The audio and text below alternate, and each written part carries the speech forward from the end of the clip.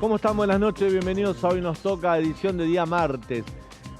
Hoy hubo novedades, hubo novedades en el ámbito político que vino del sector empresario. En el Congreso de AEA va a estar Leandro Dario contándonos qué pasó, porque estuvo muy politizado todos los reclamos, todas las posturas que tuvieron los empresarios, la contestación que tuvo Cristina vía Twitter sobre lo que dijo el empresario Miguel Brown, todo relacionado con una convivencia muy difícil que se está dando en la Argentina entre el mundo empresarial, que son los inversores, los que pueden generar trabajo, los que ganan dinero también, y el sector de la política, sobre todo el gobierno. De eso vamos a estar hablando con Leandro Dario. Nos visita en el piso el legislador porteño, Hernán Reyes. Con él vamos a hablar sobre toda esta cuestión política que estamos viviendo, sobre la interna del gobierno, sobre el triunfo de Cristina o el apriete de Cristina sobre Alberto Fernández, sobre el rearmado opositor, sobre la necesidad de hacer un gasoducto y lo difícil que es llevar una obra pública necesaria en este contexto político, y las pruebas están ahí arriba, ¿no? No se pueden poner un caño, no se puede tener un caño bajo tierra con tanta necesidad que tenemos en la Argentina, con la crisis energética que tenemos ahí enfrente, porque el gobierno está en otra, está en la pelea, está en distintas cuestiones que no puede resolver. También nos va a visitar Lucas Romero, analista político de la consultora Sinopsis, con que vamos a analizar ahí sí proyecciones, imágenes de los políticos, del gobierno, credibilidad y qué es lo que se viene para la Argentina, por lo menos en los próximos días, meses. Es muy difícil pronosticar a largo plazo en este país tan dinámico. Pero yo me quiero quedar con un tema para charlar con ustedes como comentario editorial de arranque, que tiene que ver con la decisión que tomó el presidente Alberto Fernández con el ministro de Desarrollo, Matías Culfas. El kirchnerismo es una especie de animal que se tropieza siempre con la misma piedra. Esa piedra se llama corrupción. Y el kirchnerismo suele caer en hechos de corrupción. Que Matías Culfas haya dicho que había una licitación amañada y preparada para beneficiar a una empresa determinada es, en cualquier lugar del mundo, por lo menos un hecho de sospecha de corrupción. ¿Qué hizo el presidente Alberto Fernández? En lugar de investigar la denuncia que su ministro, su hombre de confianza, estaba haciendo, decidió despedirlo. ¿Y qué hace el resto del kirchnerismo? Hoy salían voces del Instituto Patria exigiéndole al presidente Alberto Fernández que a Matías Culfas no hay que darle ni una embajada ni un cargo en un municipio. Había que castigarlo. ¿Por qué? Porque había roto un código que, si se me permite decirlo con todas las letras, es un código mafioso. Si alguien de una banda denuncia un hecho ilícito de esa banda, está rompiendo un código mafioso, que es el código del silencio. Lo que hizo Matías Culfas en su carta de despedida, que ayer bien analizó Leandro para nosotros en el programa, era poner negro sobre blanco sobre algunos puntos oscuros respecto a esta obra tan necesaria y algunos intereses que estaban dados, respecto a las preferencias que podía tener ese pliego licitatorio. Es tan grave el asunto que el fiscal Stornelli le elevó todo el pedido al juez Rafecas, que ayer secuestró el expediente y que este viernes citó a Matías Culfas a declarar. Nuevamente, el kirchnerismo se ve envuelto en un hecho de corrupción o de sospecha de corrupción, pero esta vez fíjese la novedad. La denuncia no viene de la oposición, no viene del periodismo, ni viene de un particular que es tomado y si el hecho se hace público porque lo tomó la prensa. Es como una autodenuncia, porque viene de un miembro del gobierno. Ahora, ni a ese miembro del gobierno el presidente le confió de la manera que debió haber hecho, como es, por ejemplo, poner a investigar de qué se trataba. No, el presidente se enojó, dijo, no me gustó nada lo que dijo Culfas. Comparto lo que dijo Cristina, y lo despidieron. Y vuelvo a decir lo que dije ayer. El momento es clave para darnos cuenta que este gobierno, en más de 2 años, aniquiló la Oficina Anticorrupción, aniquiló la Unidad de Investigación Financiera. Son entidades que trabajan dentro del Poder Ejecutivo investigando la corrupción. Para eso se crearon. Hoy son un adorno, son una especie de macetas dentro de un decorado porque no hacen nada. Deberían estar investigando lo que está pasando paralelamente a lo que hace la justicia. Una investigación administrativa, por lo menos eso uno le podría pedir al presidente, porque ni más ni menos el que denuncia esto es un ministro. Y no es cualquier ministro, es un ministro de confianza de Alberto Fernández. De hecho, ayer lo contaba Leandro, fue quien le presenta a Alberto Fernández a Martín Guzmán, el ministro de Hacienda. Juntamente con Martín Guzmán y con el ministro Moroni de Trabajo, forman esa especie de trípode dentro del Ejecutivo que le responden con lealtad a Alberto Fernández. Bueno, Así les pagó Alberto Fernández. Como decía ayer un funcionario, una persona con la que uno habla mucho y seguido del kirchnerismo, dice, ¿quién se va a jugar ahora a defender a Alberto Fernández si cuando Cristina lo ataca, Alberto lo deja pagando? La pulseada ya está ganada, la ganó Cristina. Y Alberto Fernández sigue haciendo jueguito en la nada. Mire, le voy a dar un ejemplo. Hace falta hacer un gasoducto y estamos mezclados en esta situación cuando estamos no frente a una crisis energética, sino dentro de una crisis energética. ¿Sabe qué hizo el presidente la última semana? Reunió a un grupo de gobernadores peronistas para hablar de la reforma de la Corte Suprema. Les prometió un miembro a cada uno para que cada gobernador tenga un ministro de la Corte, un abogado que pueda estar en la Corte Suprema, que le pueda tener información, algún tipo de influencia en la Corte Suprema, porque quieren hacer una Corte Suprema de 25 miembros. Esos gobernadores también son cómplices de algo. Fueron a reunirse con el presidente de la Nación a hablar de la reforma de la Corte Suprema de Justicia como si fuera algo primordial, necesario y urgente. En 19 provincias hoy no hay gasoil. Hay 19 provincias que tienen el aparato productivo totalmente parado. El campo, las fábricas, el transporte. En muchas provincias hasta tienen problemas con el transporte urbano e interurbano o de media distancia porque no tienen gasoil para los micros. Eso está pasando ahora en este país. Los gobernadores tienen una reunión con el presidente y en lugar de hablar de ese tema y de buscarle una solución inmediata para que no pase lo que está pasando, se dejan envolver, quién sabe por qué, por el discurso del kirchnerismo de reformar la Corte Suprema de Justicia como si fuera lo esencial y lo importante. Mientras tanto, falta gasoil, el gasoducto no se hace, hay problemas y hay sospechas de corrupción y se echa a los que denuncian. Este país que nos proponen de esta manera, lamentablemente, no tiene un futuro promisorio. Podríamos decir que podemos aventurarnos solamente con esperanza, solamente con un poquito de fe, porque la realidad todos los días nos demuestra lo contrario. Quédate con nosotros que hasta las 22 estamos aquí en el canal de la ciudad. Esto Hoy Nos Toca. No me gustan los off, no me gustan las cosas dichas en secreto. Cuando un funcionario habla, tiene que hablar públicamente. No me gustó lo que hizo Matías, por eso tomé la decisión que tomé. Lo que piensa Matías es lo que piensa Matías. Definitivamente no comparto lo que piensa Matías en ese punto. De la carta conozco lo que me contaron. Lo que me contaron no me satisface. Y en algún momento pasan este tipo de cosas o por cualquier otra razón el presidente necesita prescindir circunstancialmente de vos. Me parece que hay un respeto previo a varios estamentos. Ahora no es solo el combustible que no hay, porque de ahí atrás del combustible vienen un montón de cosas. Desabastecimiento que va a haber si sigue esto así. Una Argentina que vaya en la senda de un crecimiento compartido, un crecimiento con equidad, que no desaliente la inversión, sino justamente no ataque componentes que tengan que ver con la inversión, sino que busque administrar la renta inesperada de la guerra. No hubo ni hecho de corrupción, ni direccionamiento del pliego, ni nada por el estilo. Bueno, si hay un partido político que se ha caracterizado porque su líder lo ha hecho así, es la coalición cívica. Digo, a través de Elisa Carrió, se ha caracterizado por luchar y denunciar la corrupción. Estamos frente a un hecho, o por lo menos a un hecho sospechoso de corrupción que envuelve a todo el gobierno y lo vamos a analizar con un integrante de la coalición cívica, el siguiente invitado.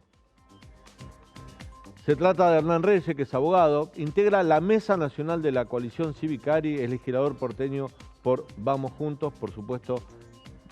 Uno podría decir, como te decían antes, un Lilito. Un Lilito, ya estamos grandes. Ya están grandes para ser Lilito, pero te quedó el mote. Te quedó el mote, Lilito. ¿Te molesta? No, para nada. Para nada. Bueno, ¿cómo ves esto que pasó alrededor del gasoducto y la denuncia de Culfas y la reacción del gobierno expulsando a Culfas en lugar de investigarlo? Hay como dos dimensiones. La dimensión propia del gobierno, ¿no? De la debilidad de Alberto de tener que someter a un funcionario a la expulsión en 20 minutos cuando le presentó la renuncia a medio gabinete y no pudo avanzar ni con uno. Al primer momento donde Cristina remete para la renuncia de un ministro de su riñón, él tiene que entregarlo. Eso habla de la debilidad de Alberto y de la descoordinación propia del gobierno. Pero creo que lo más importante, Daniel, es la otra parte. Y creo que es para reflexionar respecto de la Argentina que viene. Nosotros, la coalición cívica, viene planteando el valor de las instituciones hace muchos años. un valor que tiene que ver con cumplir lo que la Constitución manda, cumplir los procedimientos porque así lo dicta la ley, salir de la anomia, salir de la discrecionalidad, de la arbitrariedad. Muchas veces uno cree que el valor institucional es un valor en sí mismo. O sea, hay que cumplir la ley porque es lo que corresponde. Sin embargo, más que nunca ahora, demostramos con este y otros casos que el valor institucional tiene que ver con una cuestión práctica. Si nosotros respetamos las instituciones, podemos tener un país próspero. No hay prosperidad posible si nosotros seguimos funcionando al margen de la ley, en la oscuridad, en la decisión arbitraria del funcionario de turno. Y esto es lo que nos propone el kirchnerismo. Por eso me parece que a la Argentina que viene vamos a cuidar el procedimiento, no porque sea un fin en sí mismo, sino porque también es un medio para generar mejores condiciones de vida. En definitiva es lo que necesitamos. Yo recién señalaba que, por ejemplo, ante un hecho de estas características, que sucede que un ministro, porque uno puede decir, mira, lo denunció Carrió, lo denunció Patricia Bullrich, lo denunció Nicolás del Caño, no sé, por ejemplo, o un periodista, pero es un ministro del gabinete que pone bajo manto de sospecha una licitación. Digo, ¿dónde está la Oficina Anticorrupción? No, pero déjame contarte algo con eso, porque esto es lo loco. El ministro Culfas, que es ministro de Producción, tiene adentro la Secretaría de Comercio. Sí. ¿Sabes qué tiene adentro la Secretaría de Comercio? La Comisión Nacional de Defensa de la Competencia. Pero tenía la Secretaría, ahora están en... Está bien en Hacienda, pero hasta ayer. Sí. Estamos, digo, Sí. no importa, Hacienda. Sí. Dentro de la línea de Ejecutivo, vos tenés la Comisión Nacional de Defensa de la Competencia. ¿Qué es lo que hace? Evitar las concentraciones económicas, los monopolios, las colusiones, pliegos dirigidos. Cuando yo te digo que la institución tiene que ver con mejorar nuestra calidad de vida, te digo que si vos tenés abajo del tipo que decide cómo va a ser el pliego, el tipo que controla cómo va a ser el pliego, va a funcionar mal la cosa. Y eso es lo que tenemos que reconocer. Por eso, en este caso en concreto, sí tiene que investigar la justicia, tendrá que investigar la auditoría posterior, pero tendría que investigar Comisión Nacional de Defensa de la Competencia para si ver o no hubo un pliego dirigido. Ahora, en el medio, ¿qué estamos esperando todos? Que haya gas.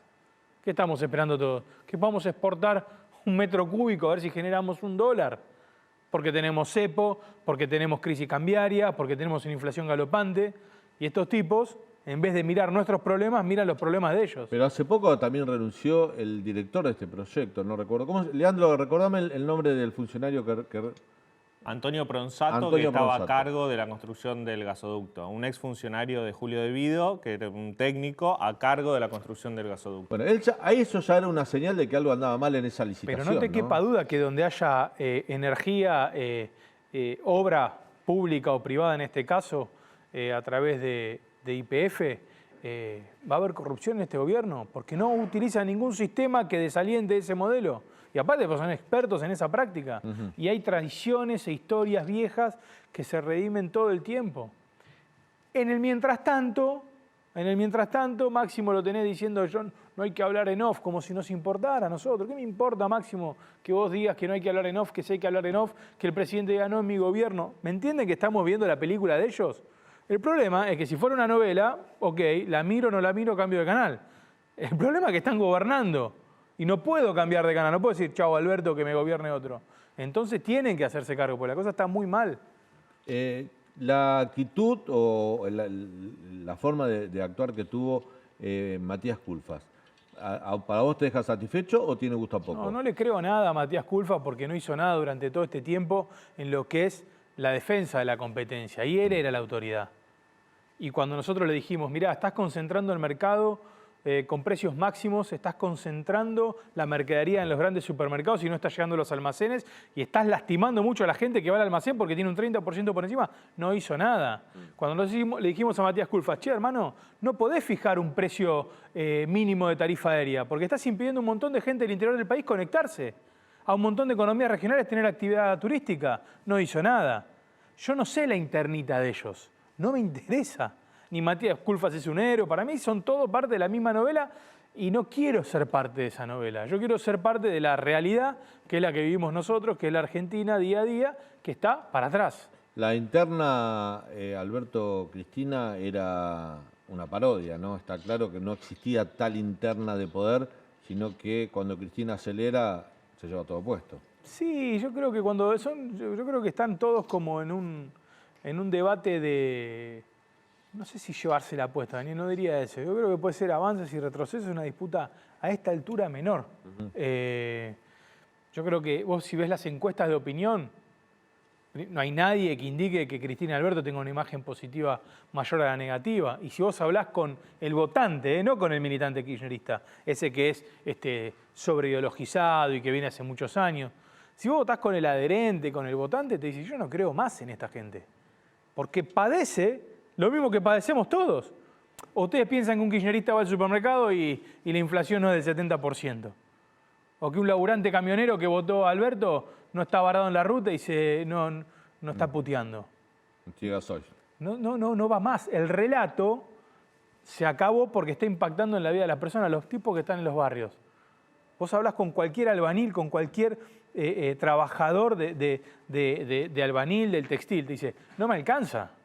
Te lo dicen, no me alcanza. Los jornales, 3 lucas por día gana un albanil, un ayudante. No llega a fin de mes porque siempre está atrás de la comida.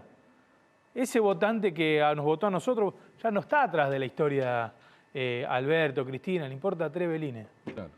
Leandro tiene una pregunta para vos. Leandro. Hernán, yendo un poquito para atrás, la orden de licitación para hacer este gasoducto, el gasoducto que conecta Vaca Muerta con la provincia de Buenos Aires, con Salliqueló, por primera vez la da Mauricio Macri en julio de 2019, se prorroga 2 veces durante su gobierno y no se concreta. El gobierno de Alberto Fernández asume, lo prorroga otra vez. A fines de 2020 deroga ese proceso de licitación, convoca uno nuevo. Ahora se abren los pliegos para los tubos del gasoducto, que es la obra de Techín, y se lanza recién el viernes pasado la licitación para la obra en sí del gasoducto. Mi pregunta es concreta. Todos los sectores políticos dicen que es una obra estratégica, también lo dicen los técnicos, que es una obra estratégica para que Argentina tenga gas. Sin embargo, pasan los años de 2019 a hoy, 3 años, y nadie construye el gasoducto. ¿Por qué te parece que pasa eso? No, hay que construirlo. Lo cierto también que la Argentina, sin la más mínima seguridad jurídica, impide también que haya mayor cantidad de oferta internacional, con lo cual siempre terminás enredado en la oferta local. A ver, ¿qué es lo importante para nosotros? Que se construya ese gasoducto. ¿Qué es lo importante para las personas que viven en Argentina? Es que haya ese gasoducto, que exista. Con lo cual hay que avanzar y hay que investigar al mismo tiempo. Lo que no podemos hacer es quedarnos, porque también está la posibilidad muy cierta de que Cristina esté boicoteando este proceso, que mande a hacer un pliego de estas características, un pliego confuso, y después salga a noticiar que puede haber ahí problemas, a poner en jaque al gobierno y a impedir que se resuelva parte del problema argentino. ¿Por qué crees que eso puede suceder? Porque Cristina si no es mío, no es de nadie. Cristina es egoísta, es un chico caprichoso que ya no tiene recontra cansados y podridos a todos de meter la pata, de meternos nosotros en el barro, de meter el palo en la rueda. Carrió tiene una interpretación muy particular sobre el tema. Como sí, que Cristina no quiere que el gasoducto sea... Y bueno, esto que te digo, porque en realidad hay una especulación. ¿A Cristina desde cuándo le importa que tal pliego sea de una manera o tal pliego sea de otra? Bueno, si tiene algún interés en el medio, si hay se dice que había una posibilidad de que Cristóbal López también sea quien lo construya.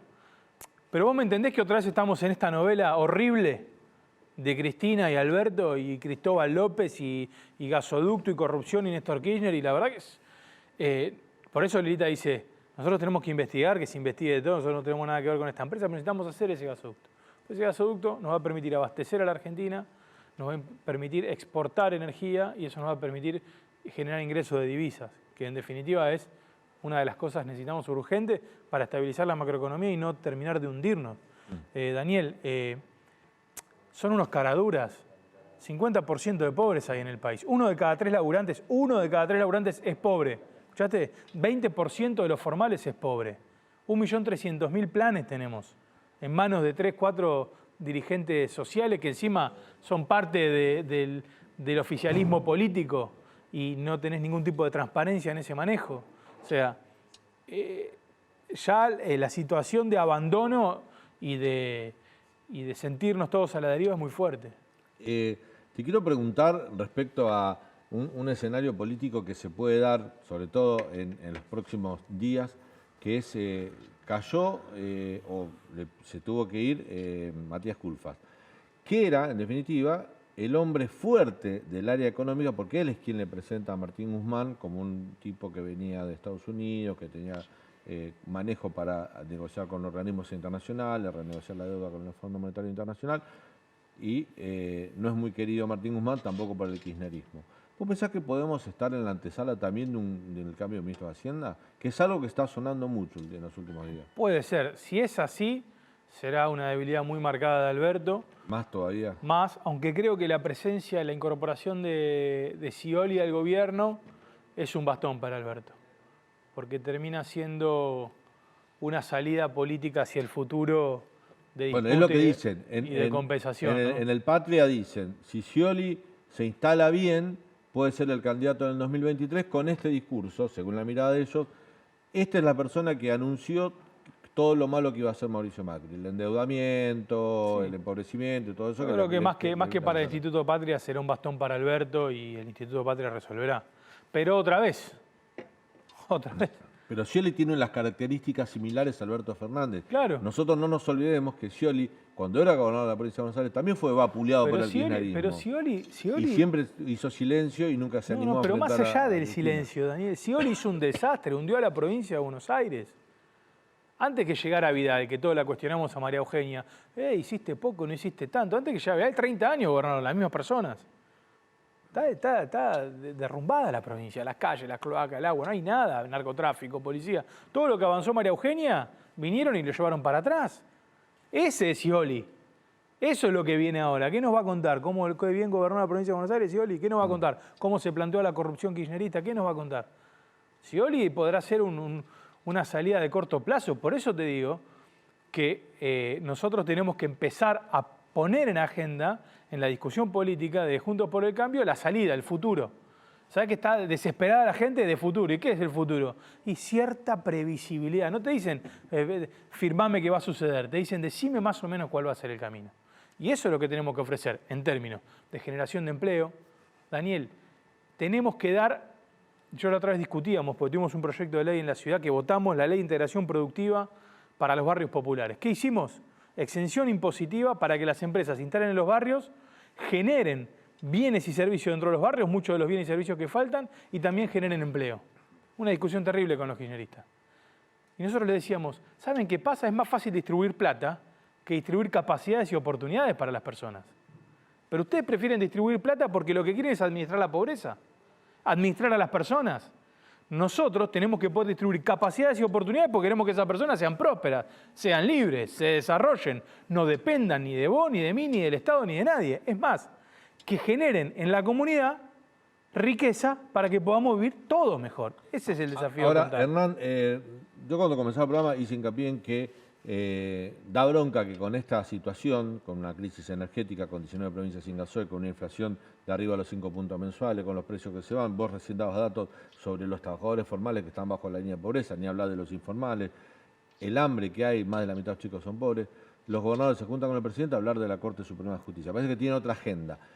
Pero del lado de la oposición, ¿cómo analizás vos que con todos estos problemas, por ejemplo, Gerardo Morales y Mauricio Macri se peleen por una interpretación sobre la figura de Hipólito Yrigoyen? Lo que no hay que hacer. Lo que no hay que hacer. Discutir sobre la figura de Hipólito Yrigoyen, ¿vos me entendés? 1810, pero no porque le rehuso al debate de ideas. Yo no creo que Yrigoyen haya sido populista. Era el nacimiento de una democracia, era un modelo más corporativo, porque ahí se iba forjando y después vino el golpe. No creo la teoría de Macri. No creo que Macri se tenga que meter a hacer ese tipo de aseveraciones. Ahora, construir de eso un conflicto, a mí me parece que es totalmente fuera de contexto. O sea, no es lo que la sociedad está esperando de la principal. Pero ¿cómo va a estar esperando eso si vos ¿no? estás... Pero no sé, vos hablás con todo... Yo camino por todos lados. Sí. La gente quiere trabajar, quiere estar mejor, ¿no? Le amenazan con impuestos, quiere seguridad. El conurbano bonaerense, sinceramente, es el sálvese quien pueda. Es la ausencia total del Estado. Con Berni haciendo política, nadie cuida nada. Obvio que la gente no quiere un simposio sobre si Yrigoyen era populista o no era populista. Me parece un descontexto. La última, vos sos un cuadro político joven, tenés mucho futuro dentro de la coalición cívica y por supuesto, mientras se mantenga Juntos por el Cambio también. ¿Cómo ves en el futuro, pensando en el 2023, la incorporación de sectores que puedan venir del peronismo?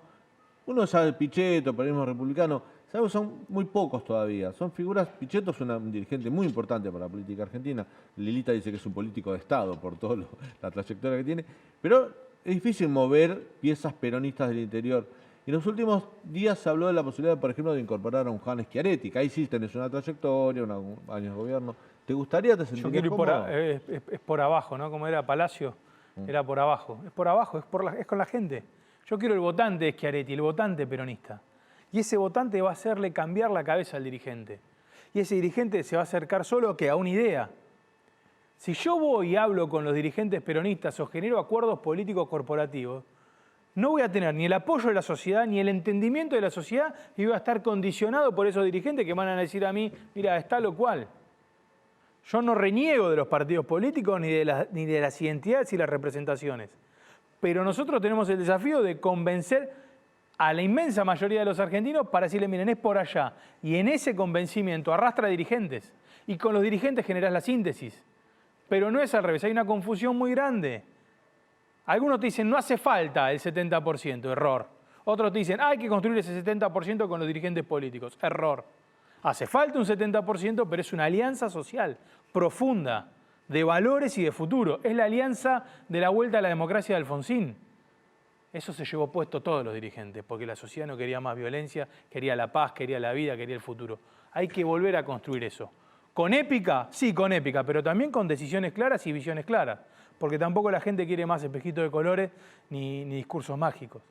Hernán, gracias por tu visita. Gracias. Un gusto tenerte en el programa. Gracias. Bueno, vamos a ir a un breve corte y vamos a seguir analizando los escenarios políticos. Va a estar Lucas Romero con nosotros. Leandro Dario tiene, mucha información sobre lo que pasó hoy en el Congreso de AEA y bueno, todo lo que tenemos para contarte aquí en el Canal de la Ciudad. Quédate.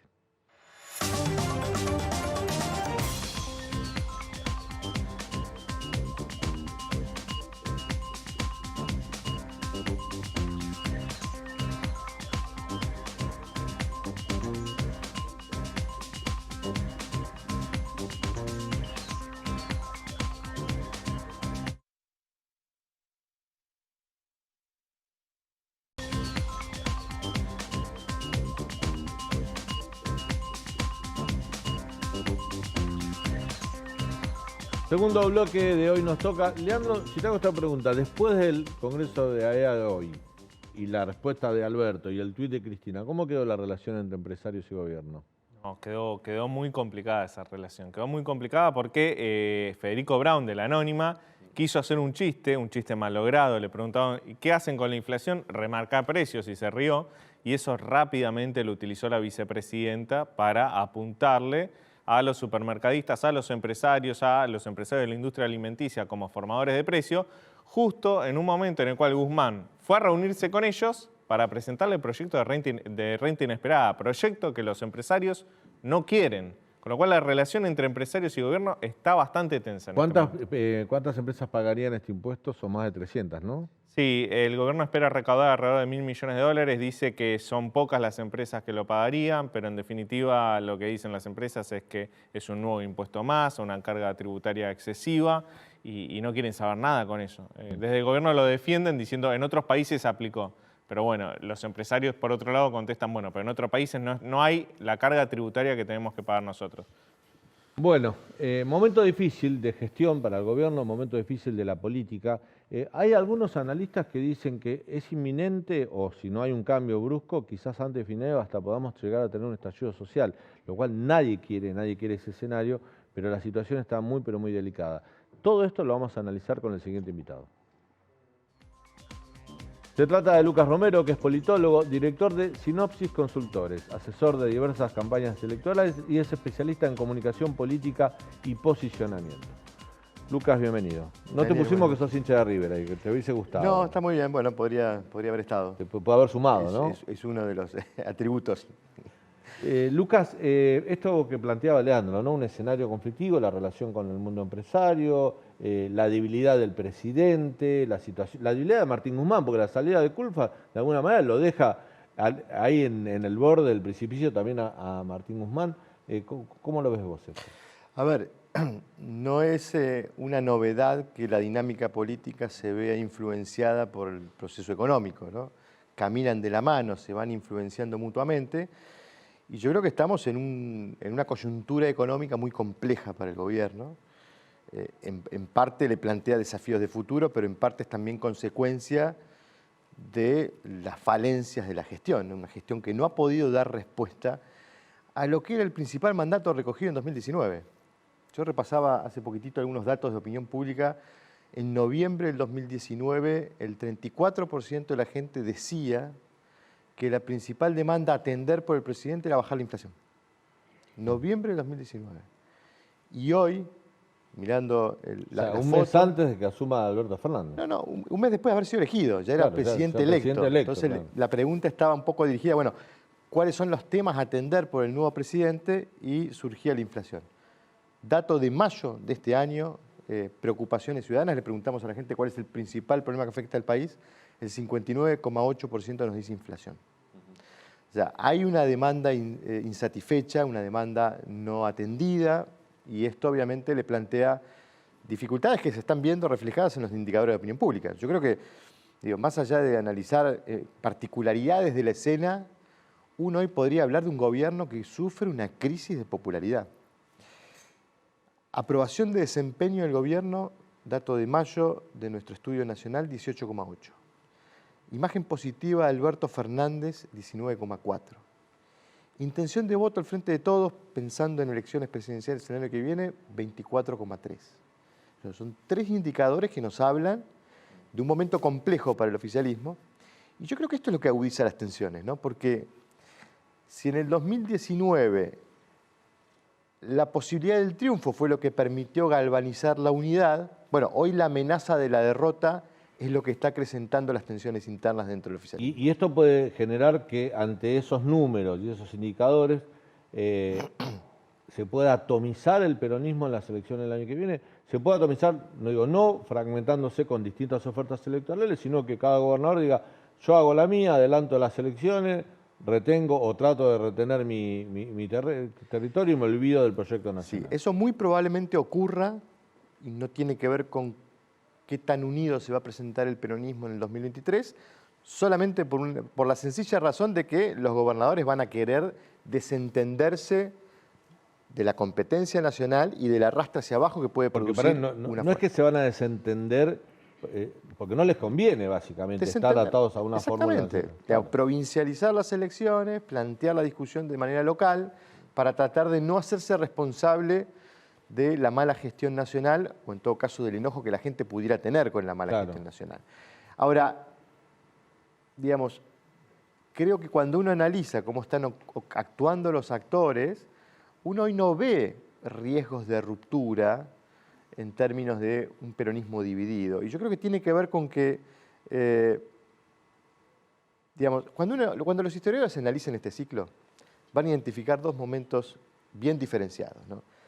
La primera etapa, que yo llamo el inicio del mandato de Alberto Fernández hasta el 28 de enero de este año, era una coalición que le costó mucho funcionar y que tenía un presidente que había puesto como prioridad la conservación de los equilibrios internos. Yo ahí siempre recomiendo entender, comprender, que creo que Alberto Fernández no reconoce en el voto popular su legitimidad originaria. Y esto me parece que explica su conducta. Alberto Fernández cree que su legitimidad originaria está en la unidad del peronismo. Lo que le da poder a él... Él cree que él es factor de esa unidad del peronismo.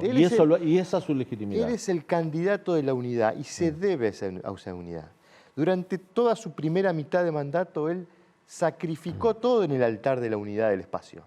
Hasta sacrificó su propio liderazgo. Y trató de ser un administrador de esta coalición y de las tensiones internas de la coalición. Los resultados no fueron los más deseables por Alberto Fernández. Se produjo una derrota en la elección de medio término. El 28 de enero el presidente por primera vez tomó una decisión usando la lapicera, como le decía Cristina. Ejerció el poder formal de ser presidente, de ser una instancia resolutiva de las diferencias dentro de la coalición cuando decide acordar con el fondo sin el aval de Cristina. Ahí se origina esta crisis dentro del oficialismo. Ahora, lo raro, lo curioso, lo particular de esta crisis es por qué estando tan disconforme Cristina Fernández de Kirchner con esa decisión, por qué estando tan disconforme con la gestión económica del gobierno, por qué estando tan disconforme con la forma en que el presidente ejerce el liderazgo, ¿por qué no se va? Claro. ¿Por qué no rompe la coalición? Y yo creo que ahí opera una restricción sobre la vicepresidenta, que es que la vicepresidenta no puede romper, no puede irse. Yo, digo, un poco para definirlo, digo, los dos quedaron encerrados en el Frente de Todos. ¿Por qué no puede irse Cristina? Porque si Cristina rompe la coalición, todo lo malo que ocurra después va a ser achacado a su responsabilidad. Alberto Fernández tampoco rompe la coalición porque no puede.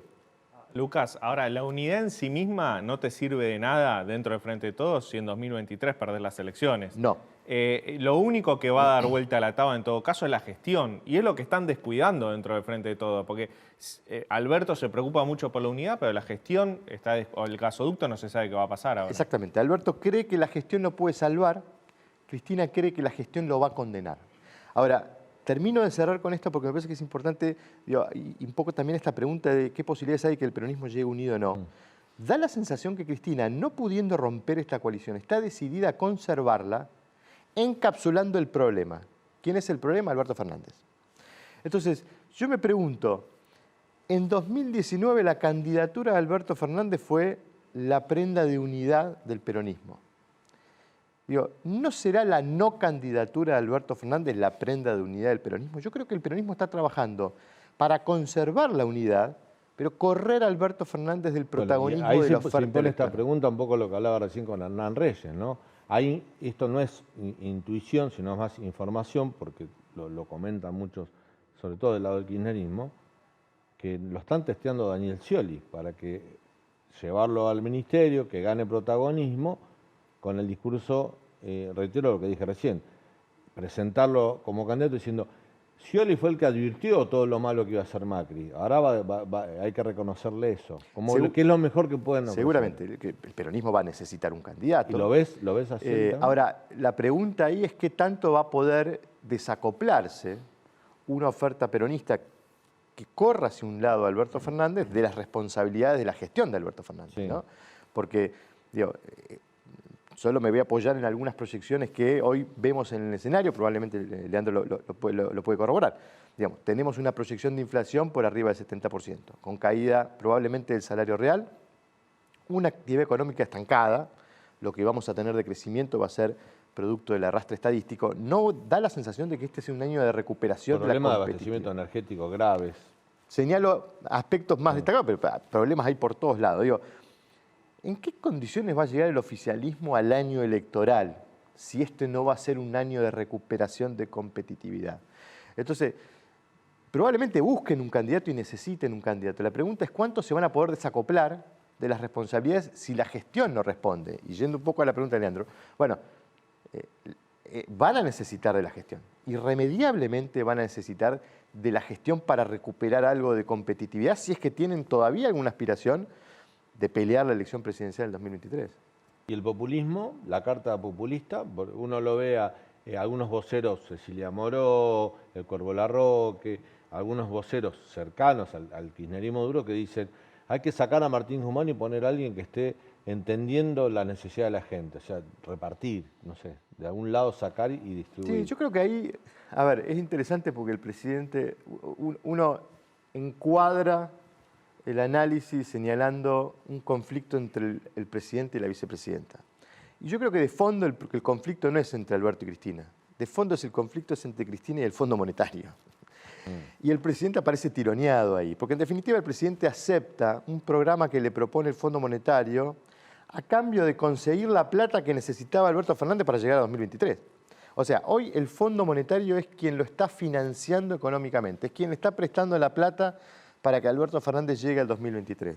Del otro lado, Alberto Fernández tiene quien lo financia políticamente, quien hoy sostiene la mayoría de los apoyos de este gobierno. Cuando uno analiza la composición de los apoyos con los que se quedó el gobierno, no el 48,3% del 2019, lo que hoy le queda, bueno, el grueso de eso es el conjunto de simpatizantes históricos del kirchnerismo, más identificados con el liderazgo de Cristina, son los que sostienen el apoyo que hoy tiene el gobierno. Bueno, Cristina es quien lo financia, entre comillas, políticamente. Entonces, aparece tironeado entre esos dos actores y el problema es que son esos dos actores los que no se pueden poner de acuerdo. ¿Y en dónde no se pueden poner de acuerdo? Bueno, Cristina cree que no hay que ajustar. Cristina cree que no están dadas las condiciones para ajustar como el Fondo Monetario quiere ajustar, digamos, los desequilibrios de la economía, el financiamiento monetario del déficit, la situación de reservas del Banco Central. Es decir, el Fondo Monetario, digamos, impuso un programa light, pero que intenta corregir esos desequilibrios. Bueno, Cristina cree que no están dadas las condiciones para un programa de esas características y creía que se podía negociar otra cosa. Entonces, ahí va a haber y va a seguir habiendo un tironeo de ese sector político respecto de, bueno, ya está el programa, entonces que nos relajen las metas. Claro. Porque parte de la profundización de la crítica hacia Guzmán de sectores del kirchnerismo se produjo después de que Guzmán volvió de Washington a fines de abril sin haber modificado las metas. Digamos, fue una noticia más negativa que el kirchnerismo Sí, las dos banderas que incluso Martín Guzmán y Alberto levantaban eran otros tiempos para el refinanciamiento y la sobretasa. Acordate que el tema de la sobretasa por los fondos de exceso que se prestaron eran dos banderas inclaudicables.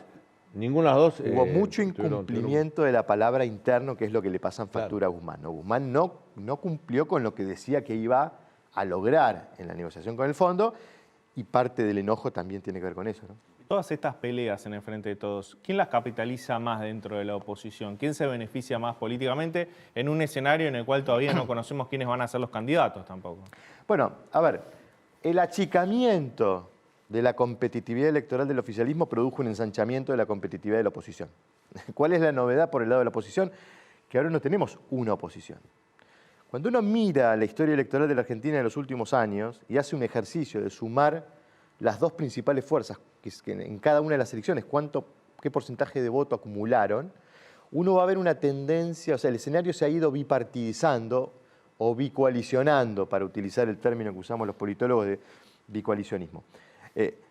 Llegamos a la elección del 2019 que juntó casi el 90% de los votos. Bueno, pareciéramos estar revertiendo esa tendencia, ¿no? Porque cuando uno mira la escena, apareció un nuevo actor que no está en los mismos términos competitivos que Juntos por el Cambio, pero es un actor que empieza a recoger algún tipo de simpatía.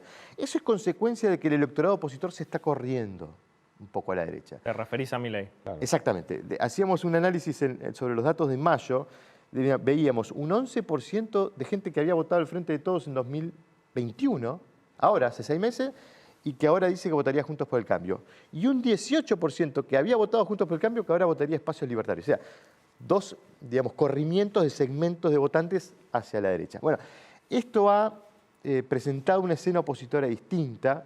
Entonces, ¿quién se beneficia del mal pasar del oficialismo? Bueno, creo que ha habido una capitalización de ese enojo por parte de sectores que están levantando banderas mucho más opositoras al gobierno, que son los sectores libertarios, que proponen consignas que se contradicen mucho con lo que el gobierno defiende como banderas.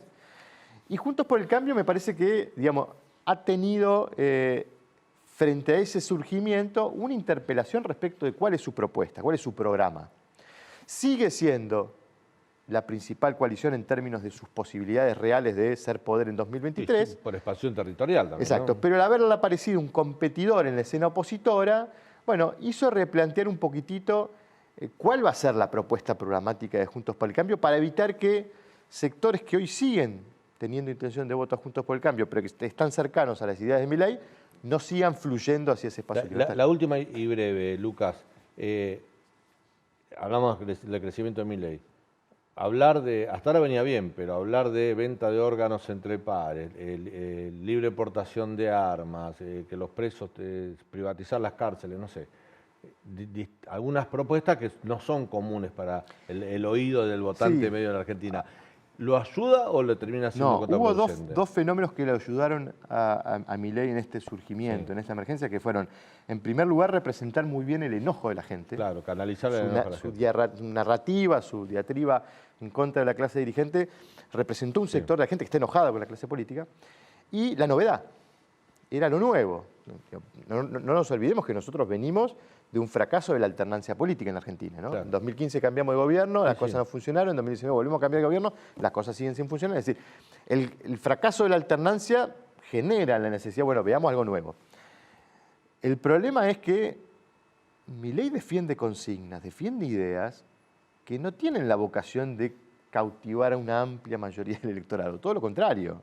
Son ideas muy radicales, muchas veces muy extremistas, digo, desde cerrar el Banco Central, dolarizar, habilitar la compraventa de órganos. Una cosa es dolarizar y otra cosa es habilitar la compraventa de órganos entre pares. ¿No? Pero incluso digo, por eso hay algunas consignas que él ha levantado como ideas, propuestas, que tienden más a reducirle la base de apoyos que a ampliarla. Claro. Probablemente estemos viendo algo de ese efecto en esta estabilización o caída de su imagen o de su proyección electoral. Gracias, Luca, por tu visita. No, por favor, gracias a ustedes por la invitación. Último corte, nos toca, ya volvemos, tenemos mucho más para contarte.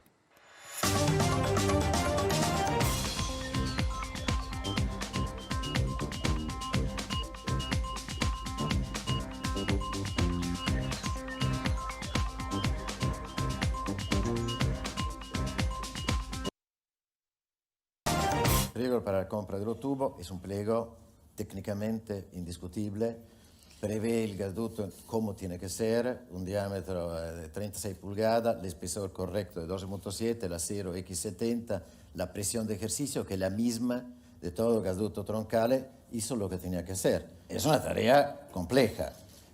Tenaris logró hacerla, no ha sido fácil para otros competidores, ahora tienen que decidir qué hacer. No hubo ni hecho de corrupción, ni direccionamiento del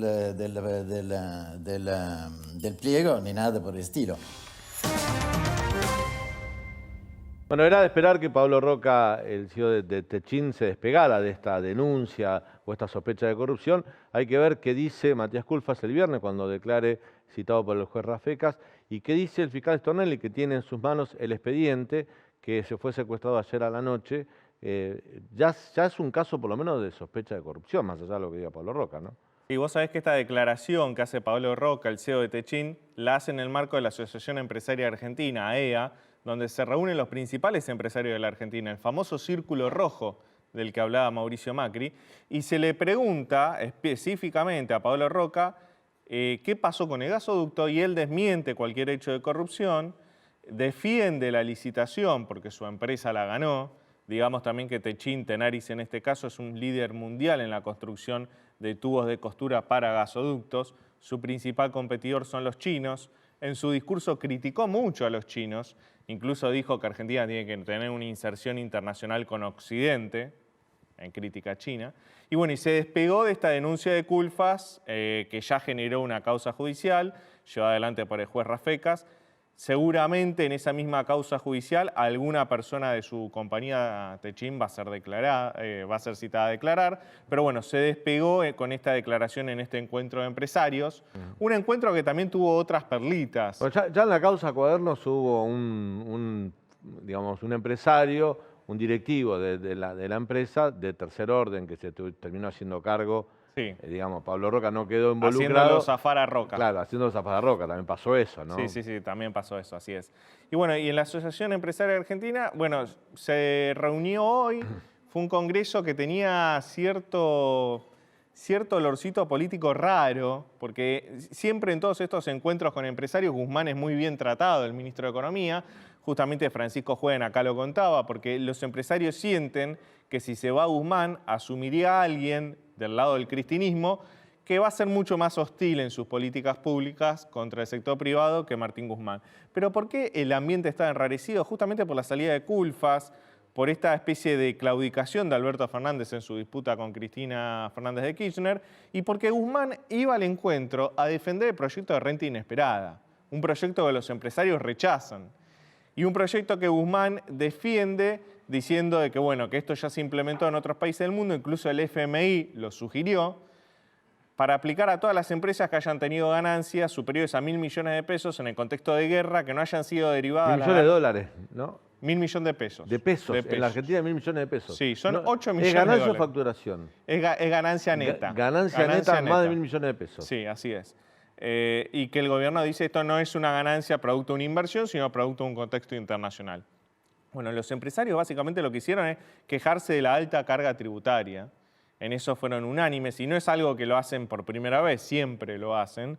Y también Federico Braun, en un momento, como dijimos recién, se refirió a la inflación, dijo, ¿qué hacemos con la inflación? Remarcamos precios. Eso fue muy mal tomado por otros empresarios del sector supermercadista y alimenticio, porque lo que hace ese sector alimenticio es siempre decirle al gobierno, nosotros no somos formadores de precios, nosotros no somos la causa de inflación, sino la consecuencia. Y acá Federico Braun le dio un argumento a Cristina Fernández de Kirchner para decir, ustedes sí son la causa de la inflación.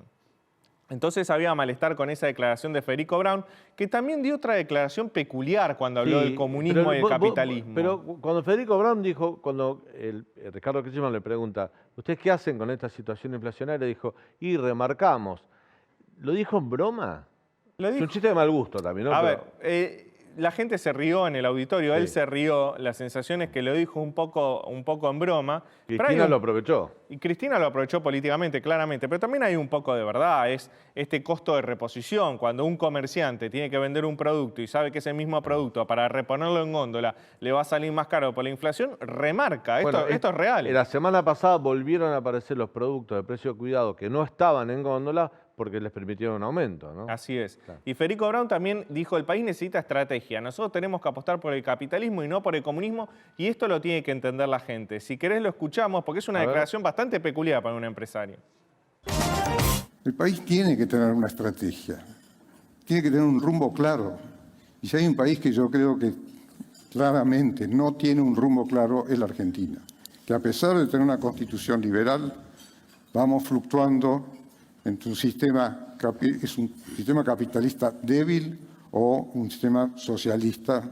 Esto se mezcla, pero claramente la Argentina, en muchas decisiones uno ve que no se toman las decisiones correctas por tener un modelo de país en la cabeza de los argentinos mucho más, yo no diría, en el medio entre el capitalismo y el comunismo.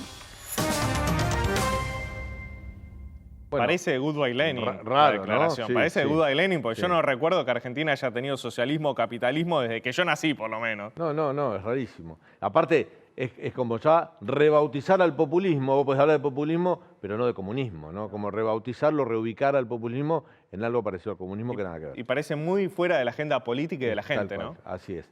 Bueno, Lean, excelente. Entonces, quedó, como decías antes, la relación muy tensa entre el mundo empresario y el frialdad gobierno. y tenso. Frialdad y mucha tensión. Nos estamos yendo. Saliste por acá, por la Ciudad de Buenos Aires, viste que ayer hubo niebla, hoy hubo niebla. ¿Qué tiene que ver la niebla con esto que hacemos nosotros, que es hablar no de clima, sino de política? Bueno, que la niebla puede ser un aliado del gobierno en su afán de no sancionar o darle media sanción a la ley de boleta única. Mañana a las 14 debería o debe haber sesión en la Cámara de Diputados para tratar la ley de boleta única. Como hay mucha niebla, Aeroparque ha suspendido algunos vuelos. Y desde el oficialismo le dijeron a oposición, suspendamos la sesión porque muchos diputados no pueden viajar a sesionar del interior porque no hay vuelos. Desde la oposición le dice, qué raro que los que no puedan viajar son justamente los oficialistas, porque los opositores vamos a estar todos y también muchos venimos del interior. Bueno, la niebla como excusa de parte del oficialismo que ya perdió en comisión por un voto el tratamiento de la boleta única, que no tienen los números mañana para ganar la votación, como para impedir que se sesione y tenga media sanción este famoso proyecto de pasar de la boleta múltiple a la boleta única a la hora de votar. Bueno, nos estamos despidiendo. Mañana a las 21 horas te esperamos aquí en el canal de la ciudad con esto que hoy nos toca para contarte todo lo que sucede en Argentina y en el mundo. Gracias por haber estado y hasta mañana.